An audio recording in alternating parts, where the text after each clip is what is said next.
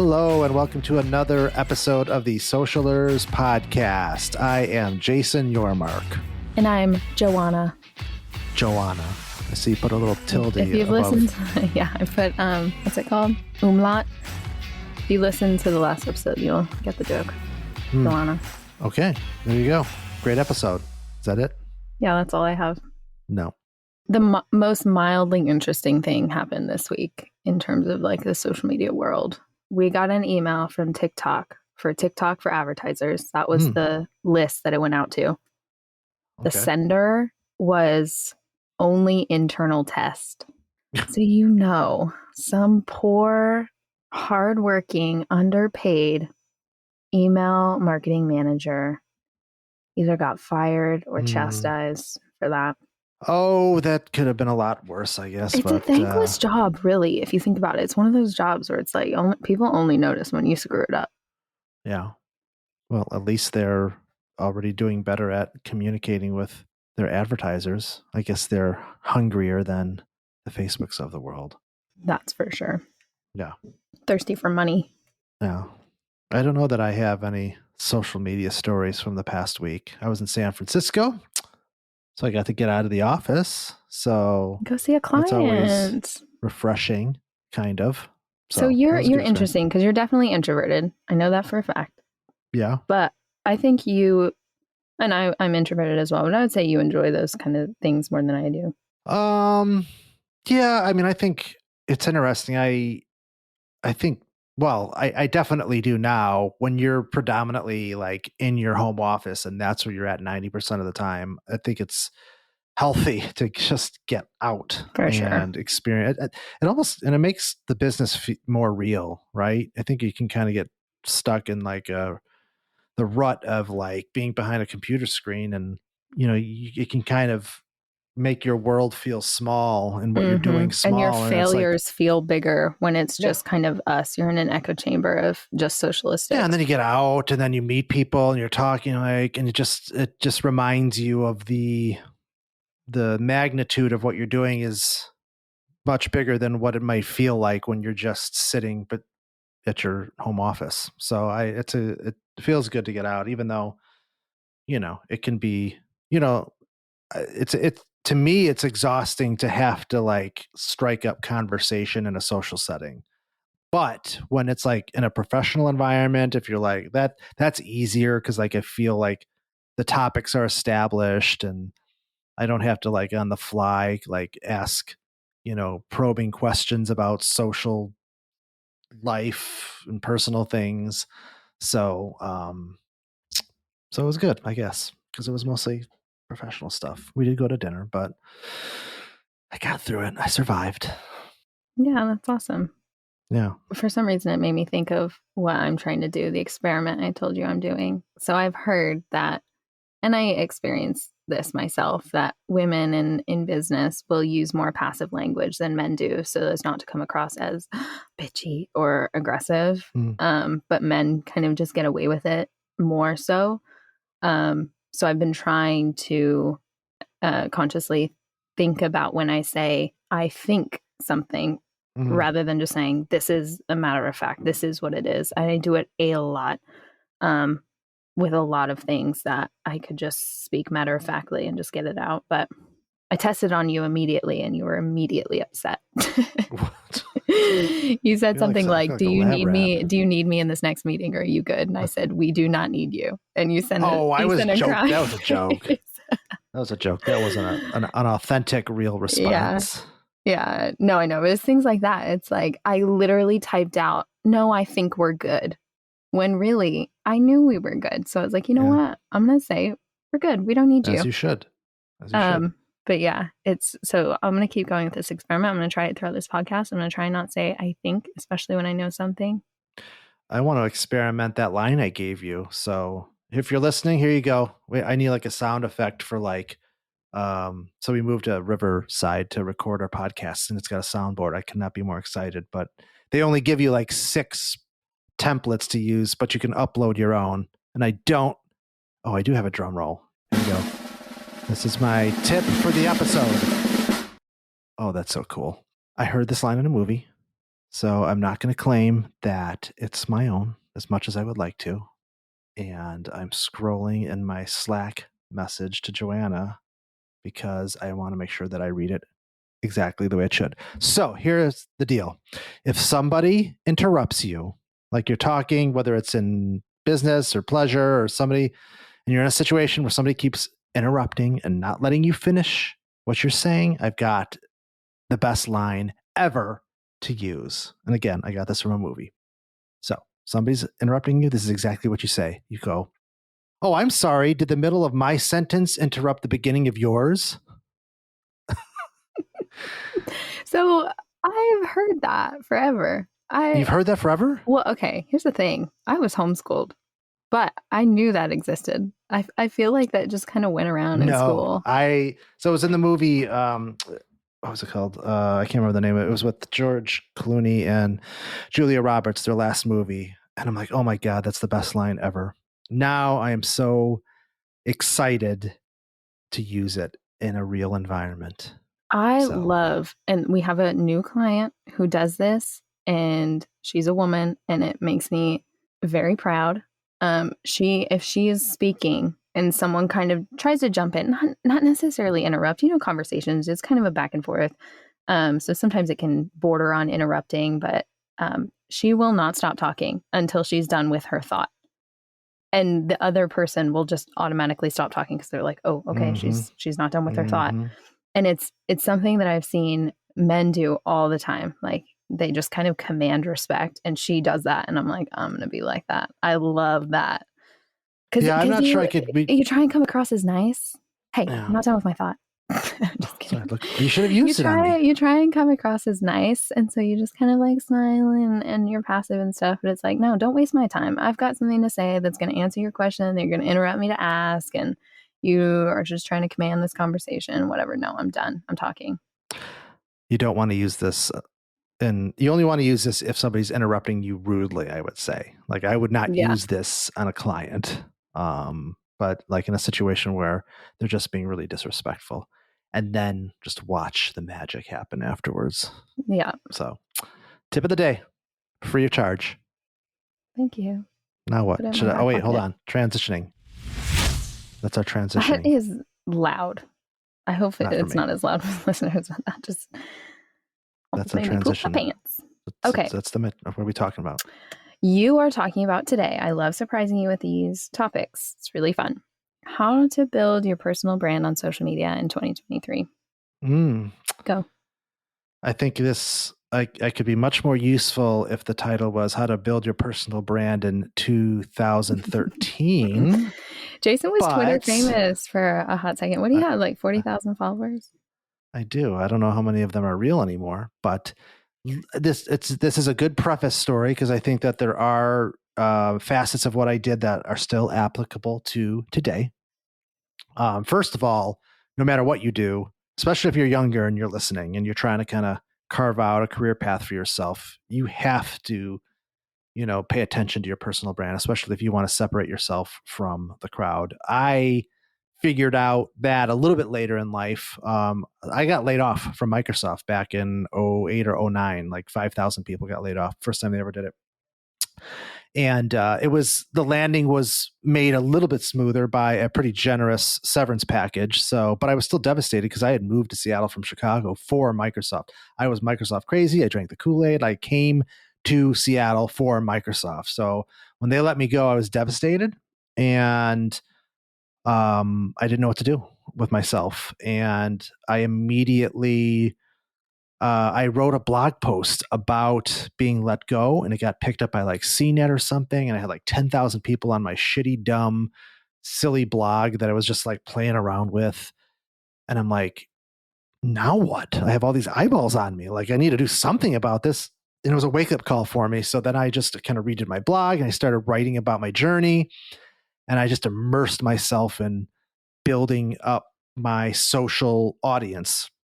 And that's where the Twitter following came from. I learned everything that I could about how to grow my following and just be loud and helpful and transparent and entertaining. And I just did that for that entire year, I just really started to invest in myself, and it really made a huge difference. Long story short, Microsoft ended up hiring me back.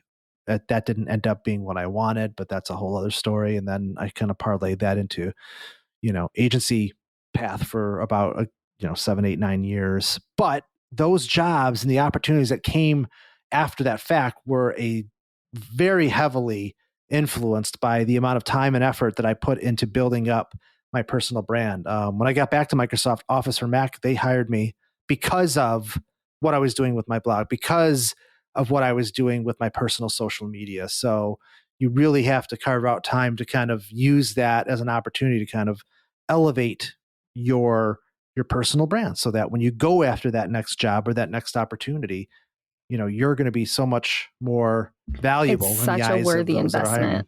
Yeah, it's such a worthy investment in yourself. I was just with someone over the weekend. She's quite young, but she was talking about getting a job, and I was like, "Oh, you could easily do a job in social media."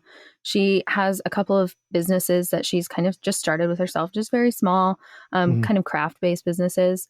And she said something like, "Well, I don't have experience in that." I was like, "Maybe not professional, but you've got your personal stuff that you probably know more than a lot of people who've been working in it professionally."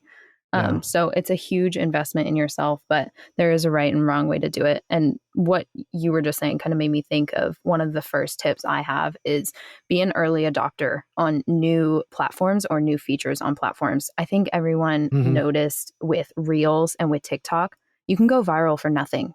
I think they were doing it on purpose. You post something on TikTok as one of your first things, and all of a sudden you have 40,000 views. And I think this is a huge, easy way to kind of get in front of people. Be an early adopter for those things. So don't be afraid to step out and try something. If it comes out, I'm kind of prone to like sticking my nose up at it and being like, "Ugh, I don't like this. This is annoying." But those who kind of jump ship to the next thing quickly are usually more successful at building their personal brand. Yeah, and the consistency thing is key too. It can be a grind and you're just exhausting to kind of constantly be feeding the beast. But it's not so much about having, when you're thinking of it from a personal branding standpoint, you don't have to post every day. I'd argue that you might even be fine once a week. What's more important is that consistency, and then a commitment to, what is it that makes you different or unique, and sticking to that theme. Like for me, I was already on the path of, carving out, like I was a marketer, but it was clear to me that social media was like the thing. And I was able to, build that up to the point where even Forbes, listed me on their top social media influencers list one year, which was shocking to me. But you kind of have to, if you're a marketer or whatever it is that you do, you kind of find that sliver of, niching down into a specific area that you can kind of really and something that you're good noise at and that you enjoy. I hate when clients come to us and say, "We want to go viral." It's like, no, that should not be your goal. Your goal should never be to go viral, because it's like a curse. You never will. Be good at what you do. Have a message that people want to hear. Be passionate about it, and invest in that. And you will more than likely see the return. You'll reach your audience. That's like an actor and actress who's just starting out. That's like, I want to be famous. You're never going to get there. You can't just, it doesn't work like you that. You have like, to love do awesome the craft. Things. Yeah, exactly. Love the craft and put in the work, because people, I can't remember who it was. It was just recently. Someone was like, "What is it like to be an overnight success?" She was like, "Overnight success? Maybe overnight you all of a sudden heard my name, but you didn't see the years of hard work that went into this, the years of being made fun of. No one knew who I was." I even remember there's someone I went to high school with that was made fun of for the YouTube videos that she posted. This was early YouTube. And she posted like makeup tutorials and things like that. She was made fun of. She was mocked. She's a huge influencer now. She's got millions of followers on Instagram and YouTube. It's like people are going to laugh at you, but do what you love. Invest in that. I almost don't want to say it, but like, don't shoot for the stars. Like, just keep grinding at what you're good at. Well, most businesses just want shortcuts. They just want to get to that place quickly and easily, and it just doesn't work like that. And I think that's why, sometimes it's that's why what we do, especially on the sales side, requires a tremendous amount of patience in terms of finding the right client relationships that work, because for everyone that has that patience and understanding of what it takes to be successful with social media professionally, there are 9 others that don't, and think that, you just sprinkle some magic fairy dust on it and you're going to have a viral post. And the thing that always cracks me up is when you get, businesses that are just not sexy at all. Like, well, it's always like those ones that think they can go viral, isn't they're it? like manufacturing or just that does something generally dull to the general public. And they're like, we want to go viral. I'm like, what do you with what? With what? Like, what do you do? Although I will say, we have a very boring client that we have turned into something very funny. It is funny. Yeah. It's cool. Well, it can be done within that world. Yes, you can. Yeah, maybe you can go viral, quote unquote, in your industry, but don't expect to be number one on TikTok. Well, everybody, when somebody uses the word viral, it's like I think that's equated with like millions and millions of something, and it's just like it's all. And there's things that you can put in place. Acting is actually a great analogy. There's things you can put in place to set yourself up for success, right? If you want to be, if you want to shoot for the stars and you say, I want to get a big movie or whatever, there's things that you can do, right? You can't just sit on your hands and say, well, it's either going to happen or it's not. There's things that you can do to set yourself up for success. Same thing with like, if you want to go viral or you want to have a successful personal brand, obviously put your ducks in a row, check the boxes, and do what you can do. But there is an air of like luck and right place at the right time and the right audience that has to be involved as well. So yeah, no, for sure. I also was thinking about this and how, let's say we have a client come to us who, wants us to manage their personal brand. It is such a different beast than managing a company. Or managing like, business type brand. It's probably twice the work, if not more, because with a company, it's a lot easier to come across as authentic while not putting really in the work. Whereas a personal brand, you have to put in so much extra work. You can't be scheduling posts or anything like that far in advance. Like, you have to be on top of what's happening in your industry, how you're interpreting it, your opinion.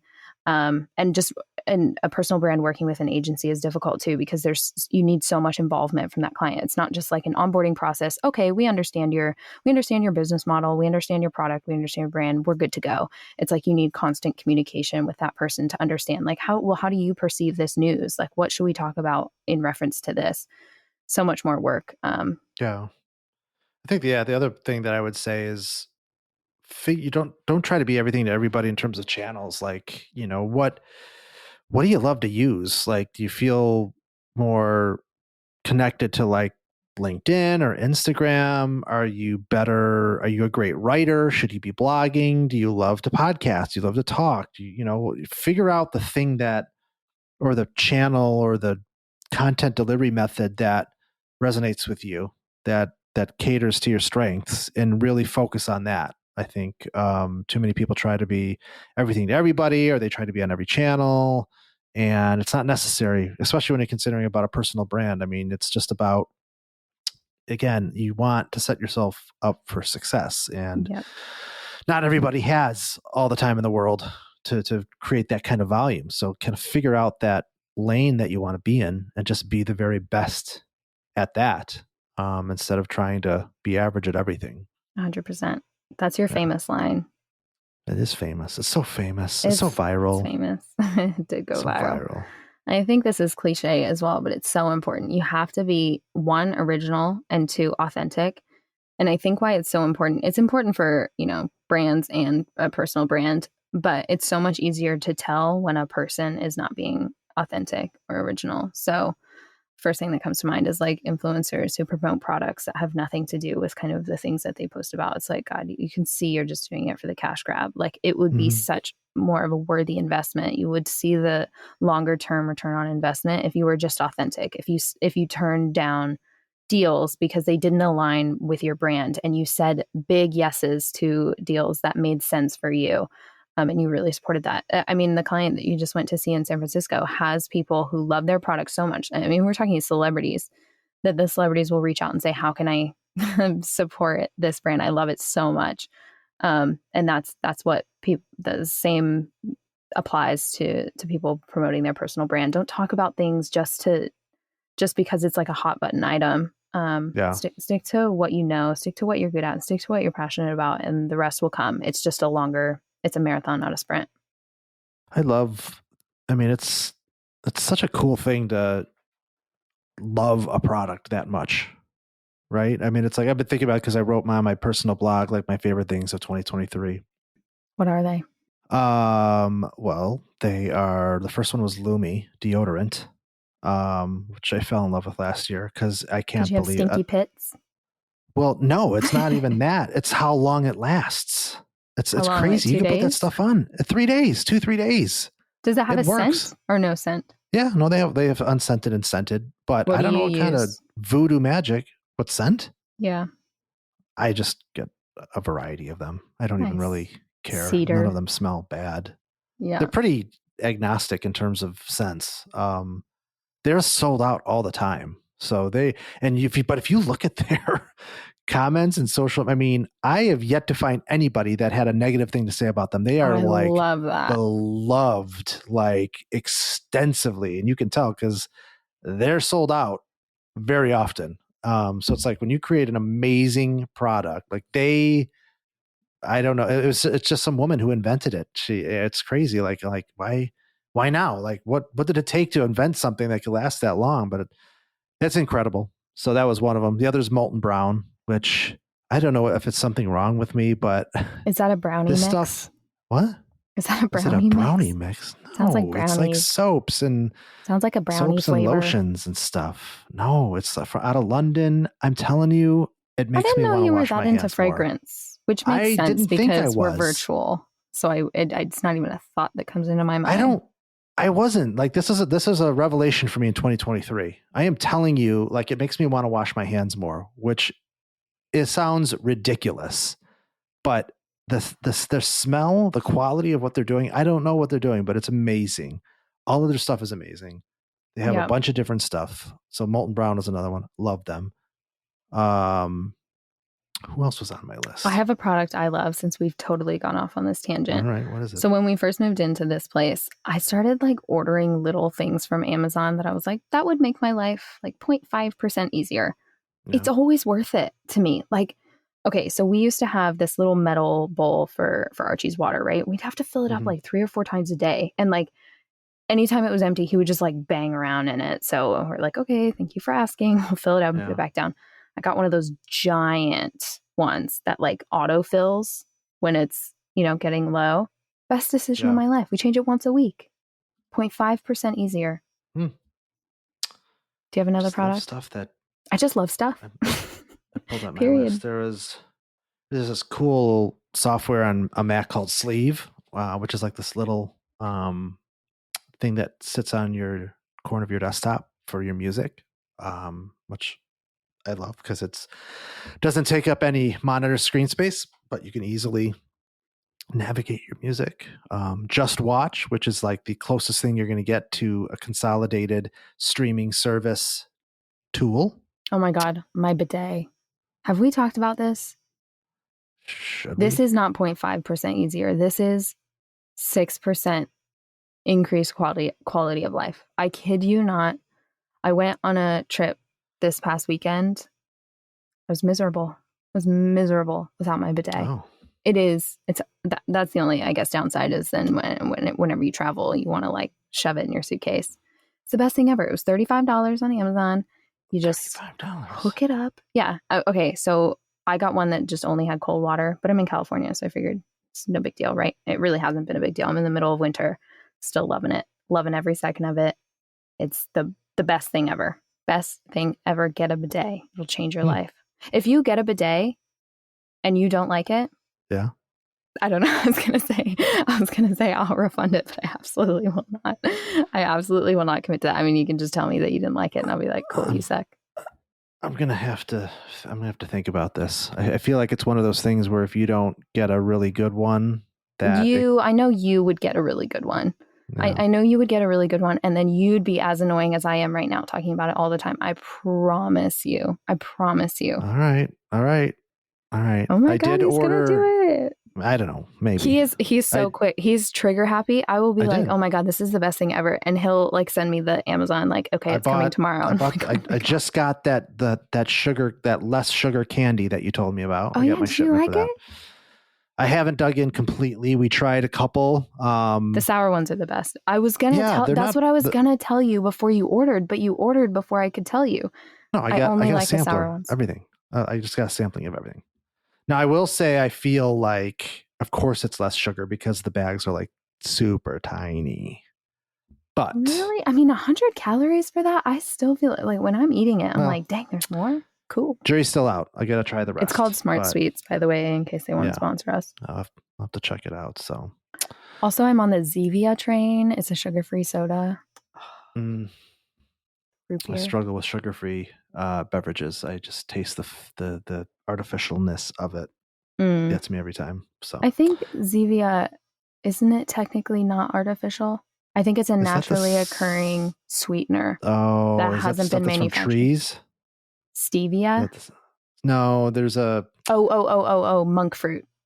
No. Monk fruit? Okay, monk fruit is insane. It has the consistency of sugar. Oh, not the actual monk fruit, whatever they make it into to be like a sweetener. Looks like sugar. It's very expensive. I would say that's the only downside. And probably cancer or something like that if you eat too much of it. All right. There you go. Did you think anybody stuck around through all that nonsense? So that's how you build your personal brand. Yeah. No, honestly, we went on a tangent, but truly your product or service or whatever you're promoting, invest your time and energy making sure that that is top notch. Yeah. Do not come, although I will say there is something to be said for MVPs, minimum viable products. But I do think spend your energy and your time and your money making sure that your product or service is kick ass and the rest will follow. Yeah, I agree. Well, there you go. Hopefully, I don't know, studio audience, did we do a good job this episode? We did? Oh, excellent. Good. Just wanted to make sure you guys were all happy with what we've done here. So this is what's going to happen with the soundboard. It's literally going to be 25 minutes of sound effects and 5 minutes of us because I think it's amazing. So we need the support. I know. All right. Why don't you take them out, Joanna? Your turn. Oh, shoot. I've forgotten everything. Okay. Rate us on the podcast on whatever you listen to. That would be great. We'd love to see your feedback, good or bad. Constructive criticism is always welcome. We might take it personally and I might take an afternoon to cry, but that doesn't mean I don't want it and I don't need it. It's worth it. Exactly. It's a worthy investment. Go to socialers.com to apply to join our Slack group. As long as you're a social media professional, you'll be let straight in. And then join our Slack and start communicating with like-minded professionals like yourself. Is that it? You got anything? Apply to be on the podcast if you would like to be a guest. If you have something to say, don't do it just to be famous. Do it if you have something of value to share. Okay. All right. I think that's everything, unless you have something else. I would hope so. Follow us on social media. Oh, and that. And send us money. I think it's at Socialers Co. Yeah, where are them t-shirts at? I'm picking there. I will have them today. Actually. If you're listening, I will already have had them. So very soon to come. Yeah, follow us on social. Chat with us there. Yeah. We love to talk to you guys. All right. And that'll do it for episode 10, season 4 of Socialers. Thanks for listening. I'm Jason Yormark. And I'm Joanna. Bye. See you next time.